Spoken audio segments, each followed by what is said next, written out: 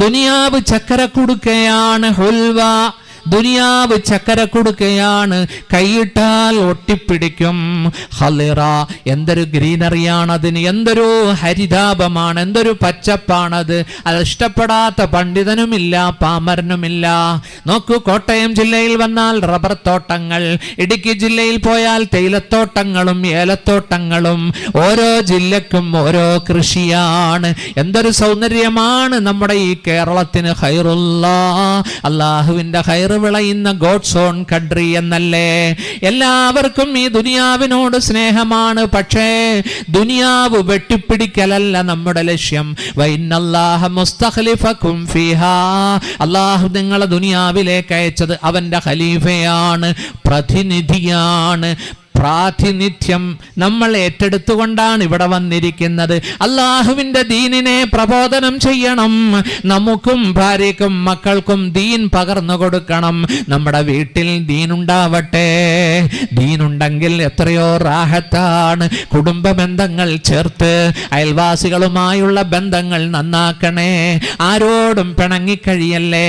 ഇങ്ങോട്ടക്രമിച്ചാൽ അങ്ങോട്ട് മാപ്പ് കൊടുക്കണമെന്ന് പഠിപ്പിച്ച പ്രവാചകൻ, പ്രതികാര ജീവിയായി ജീവിക്കരുത് എന്ന് പഠിപ്പിച്ച പ്രവാചകൻ,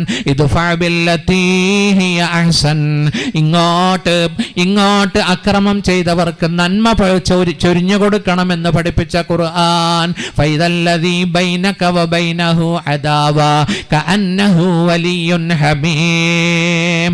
നീ അങ്ങോട്ട് തിരിച്ച് പ്രതികാരം ചെയ്താൽ അവന്റെ ശാസ്ത്രമം വർദ്ധിക്കുകയുള്ളൂ.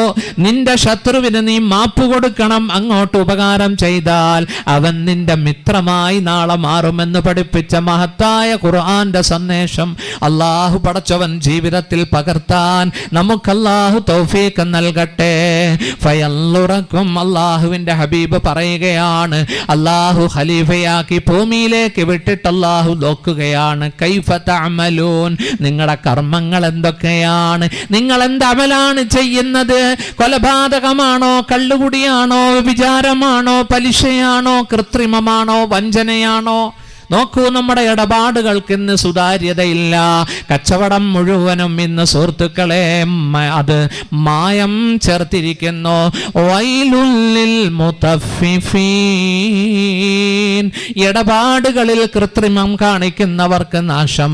അല്ലദീന ഇദക്താലൂ അലന്നാസി യസ്തൗഫൂൻ, ജനങ്ങളിൽ നിന്ന് ചരക്ക് വാങ്ങുമ്പോൾ ന്യൂനതയില്ലാത്ത നല്ല ചരക്ക് അവർ വാങ്ങുന്നു. വൈദാകാലൂഹും ജനങ്ങൾ കളന്നു കൊടുക്കുമ്പോൾ, തൂക്കിക്കൊടുക്കുമ്പോൾ കൃത്രിമം കാണിക്കുന്നു. അവിടെ നിന്ന് വാങ്ങുമ്പോൾ പൂർത്തീകരിച്ച് മേടിക്കുന്നു. അങ്ങോട്ട് അളന്നു കൊടുക്കുമ്പോൾ കൃത്രിമം കാണിക്കുന്നവർക്ക് നാശമെന്ന് പരിശുദ്ധ ഖുർആൻ. എങ്ങനെയെങ്കിലും കാശുണ്ടാക്കണം, കാരണം പണത്തിന് മീതെ പരന്തും പറക്കൂലെന്നാ. എന്തെല്ലാം തെറ്റ് ചെയ്തുണ്ടെങ്കിലും അതൊക്കെ മറന്നുപോകും നാട്ടുകാർ പണക്കാരനായാൽ. അല്ലേ അല്ലേ? സമ്പത്ത് നീങ്ങിപ്പോകുന്ന തണല. അത് ഇന്ന് എൻ്റെ പോക്കറ്റിൽ, നാളെ ഉസ്താദിൻ്റെ പോക്കറ്റ്. നമ്മുടെ കർമ്മപുസ്തകം, നമ്മുടെ CD നാളെ എടുക്കും. അതിപ്പോൾ ഉള്ളത് എവിടെയാണെന്നറിയോ? ഇപ്പോൾ അത് വലതും ഇടതും എഴുതുന്നുണ്ട്. അതും സോഷ്യൽ മീഡിയ വിമർശനമാണ്. ഓ, കാക്കാമാർക്ക് വലതും ഇടതും ഇരുന്നങ്ങ് എഴുതുകയല്ലേ എന്നൊക്കെ പറഞ്ഞ്. ഹബീബേ, സത്യമതം, ദീനുൽ ഇസ്ലാം, അതിന് കഴമ്പുള്ളത് കൊണ്ടാണ് അത് വിമർശിക്കപ്പെടുന്നത്. അത് വിമർശിക്കപ്പെടും. മരിച്ചു കഴിയുമ്പോൾ ഈ റെക്കോർഡ് എന്ത് ചെയ്യും? അതിനെ അല്ലാഹു തആല പെരടിയുടെ ഭാഗത്ത് വെക്കും. ഇതിപ്പോൾ മൊബൈലല്ലേ, ഇവിടെ ഒരു കളർ വ്യത്യാസം കാണുന്നുണ്ടോ? ഇതെന്താണ്? ഇതിനകത്താണ് സിം കാർഡ് ഉള്ളത് അല്ലേ എന്ന് പറയുമ്പോൾ അത് അങ്ങോട്ട് വെക്കും. ഉണ്ടോ? وكل إنسان ألزمناه طائره في عنقه. ഉണ്ടോ? എല്ലാ മനുഷ്യരുടെയും അപശകുനം നാം അതിനെ ബന്ധിപ്പിക്കുന്നു അവൻ്റെ പെരടിയിൽ. ഇത് ഒരു അപശകുനമാ. ഇതിനകത്ത് എന്തൊക്കെ വന്നിട്ടുണ്ട്, ഡേറ്റ് തിരിച്ച് അല്ലാഹു എഴുതി വച്ചിരിക്കുകയാ. വകുല്ല ഇൻസാനിൻ അൽസംനാഹു ത്വാഇറഹു ഫീ ഉനുഖി وَنُخْرِجُ لَهُ يَوْمَ الْقِيَامَةِ كِتَابًا يَلْقَاهُ مَنْشُورًا. നാളെ ഖിയാമത്ത് നാളിൽ ഒരു കിതാബായി, ഒരു ഡയറിയായി അള്ളാഹു നമ്മുടെ മുമ്പിലേക്ക് തുറന്നു വയ്ക്കും. اقرأ كتابك وكفى بنفسك اليوم عليك حسيبا. നീ ഇതൊന്ന് വായിച്ചു നോക്ക്, ഞാൻ നിന്നെ വിചാരണ ചെയ്യേണ്ട ആവശ്യമൊന്നുമില്ല. ഈ കിതാബ് നീ തന്നെ ചെയ്തത് ഡയറിയിൽ എഴുതപ്പെട്ടിരിക്കുന്നു, കർമ്മപുസ്തകത്തിൽ, കോമ്പാക്റ്റ് ഡിസ്ക്, CD-യിൽ നീ വായിച്ചു നോക്ക്. നിന്നെ വിചാരണ ചെയ്യേണ്ട ആവശ്യമില്ല. എല്ലാ ഹൈറും ഷറും അതിനകത്തുണ്ട് അല്ലേ? ലവ് ലെറ്റർ കൊടുത്തതും പലിശ വാങ്ങിച്ചതും കമ്മീഷൻ മേടിച്ചതും കൈക്കൂലി. അല്ലാഹുവേ, എന്തൊരു കൈക്കൂലിയാ! മുട്ട പുഴുകിയത്, പിന്നെ എന്താ തേന്, കൊടംപുളി. ഇയാള 35 ലക്ഷം ഇടുങ്ങിയ റൂമിൽ, 40 ലക്ഷം ബാങ്കിൽ. എന്താ സുഹൃത്തുക്കളെ ഇതെന്ത് കൈവടക്കും, എന്ത് കൈക്കൂലിയാ! പാവപ്പെട്ട ഉസ്താദന്മാർക്ക് നിക്കാഹ്, പൊന്നുമോളെ നിക്കാഹ് ചെയ്ത ഉസ്താദിന് വരെ കൊടുക്കുന്നത് കൂടി വന്ന 1000 രൂപയാ അല്ലേ? 2000 നിരോധിച്ചത് ഭാഗ്യം. പിശുക്കനായ പെണ്ണിൻ്റെ വാപ്പ രക്ഷപ്പെട്ടു അല്ലേ? 400-500 തോട്ട് ഏതായാലും കൊടുക്കൂല എല്ലാ ഉസ്താദെ. ഇപ്പം പറയുന്ന കേട്ടോ 500 നിരോധിക്കാൻ പോവുകയാണ്. അതെന്താ നമ്മൾ ഉസ്താദന്മാർക്ക് ആരും തരാത്തത്? റാഹത്തായിട്ട് ഈ പാവങ്ങൾക്ക് കൊടുത്തുകൂടെ? നമ്മുടെ കോട്ടയത്തിനടുത്തൊരു പള്ളിയുണ്ട്, അവിടുത്തെ ഉസ്താദ് അല്ലാഹു എളുപ്പമാക്കി തരും. അങ്ങനെ അവർ അഫ്സൂസ് പട്ടണത്തിൽ കുറച്ചകലെ സുഹൃത്തുക്കളെ ഒരു ഗുഹയിൽ അഭയം തേടുകയാണ്.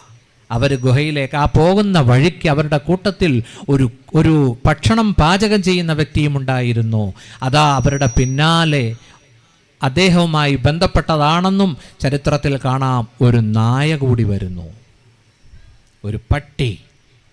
അവരാ പട്ടിയെ ആട്ടി ഓടിക്കാൻ ശ്രമിച്ചു. പക്ഷേ ആ പട്ടി അതിൻ്റെ കാലുകളിൽ അത് ഉയർന്നു നിന്നുകൊണ്ട് പറഞ്ഞു, ഉഹിബ്ബു അഹ്ബാബല്ലാഹ്, അള്ളാഹുവിനെ സ്നേഹിച്ചവരല്ലേ നിങ്ങൾ, ഞാൻ നിങ്ങളെ സ്നേഹിക്കുന്നു, എന്നെ നിങ്ങൾ കൈവെടിയല്ലേ. അവരുടെ കൂട്ടത്തിൽ ആ നായയും ചേർന്നു. ബഹുമാനപ്പെട്ട സഹോദരങ്ങളെ, ആ യുവാക്കൾ ഗുഹയിൽ കയറി. നോക്കൂ, ആ ഗുഹയുടെ കവാടം ഇടുങ്ങിയതാണ്, അതിൻ്റെ ഉൾഭാഗം വിശാലവുമാണ്. അവിടെ അവർ അതാ വിശ്രമിക്കാൻ കിടക്കുന്നു.